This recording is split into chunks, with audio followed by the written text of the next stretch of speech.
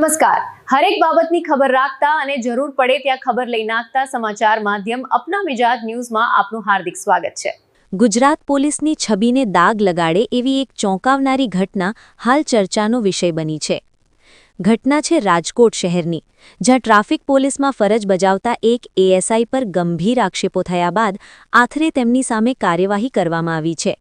માહિતી મુજબ રાજકોટ ટ્રાફિક પોલીસમાં ફરજ બજાવતા એએસઆઈ વિજય બાલસ પર આરોપ લાગ્યો છે કે તેમણે બસમાં મુસાફરી કરી રહેલા રાજસ્થાનના યાત્રા સંઘ પાસેથી ₹20,000નો તોડ કર્યો હતો। આ સમગ્ર ઘટના ત્યારે બની જ્યારે રાજસ્થાનનો એક યાત્રા સંઘ બસમાં સવાર થઈને દ્વારકા દર્શન કરવા હીરાસર એરપોર્ટ માર્ગ પરથી રાજકોટ તરફ જઈ રહ્યો હતો। આ દરમિયાન રાજકોટ ટ્રાફિક પોલીસની ઇન્ટરસેપ્ટર વાનમાં ફરજ પરના એએસઆઈ વિજય બાલસ અને 4 થી 5 જેટલા ટ્રાફિક વોર્ડને બસને રોકી હતી।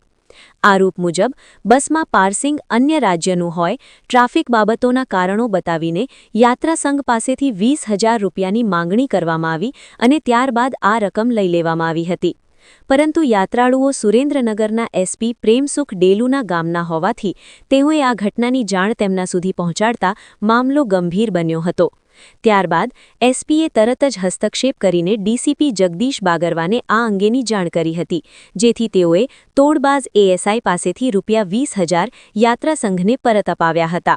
માત્ર એટલું જ નહીં, સમગ્ર ઘટનાની જાણ પોલીસ કમિશનર બ્રિજેશ ઝા સુધી પણ પહોંચાડવામાં આવતા તેઓએ મામલાની ગંભીરતા સમજીને એએસઆઈ વિજય બાલસને ટ્રાફિક શાખામાંથી છૂટ્ટો કરીને તેની બદલી હેડક્વાર્ટર કરી દેવામાં આવી હોવાનું જાણવા મળ્યું છે। આ ઘટના ફરી એકવાર પ્રશ્ન ઊભો કરે છે કે કેટલાક અધિકારીઓના વર્તનથી સમગ્ર પોલીસ વિભાગની છબી ખરાબ થઈ રહી છે, કારણ કે યાત્રાળુઓ ભગવાનના દર્શન કરવા જઈ રહ્યા હતા અને તે સમયે જો તેમને આવી પરિસ્થિતિનો સામનો કરવો પડે તો તે ચોક્કસપણે ચિંતાજનક બાબત છે। હાલ તો પોલીસ વિભાગે તાત્કાલિક પગલાં લઈને રૂપિયા પરત અપાવી દીધા છે અને સંબંધિત અધિકારીની બદલી પણ કરી છે, પરંતુ સૌથી મોટો પ્રશ્ન એ છે કે આવી ઘટનાઓ ફરીથી ન બને તે માટે તંત્ર શું કડક પગલાં લેશે?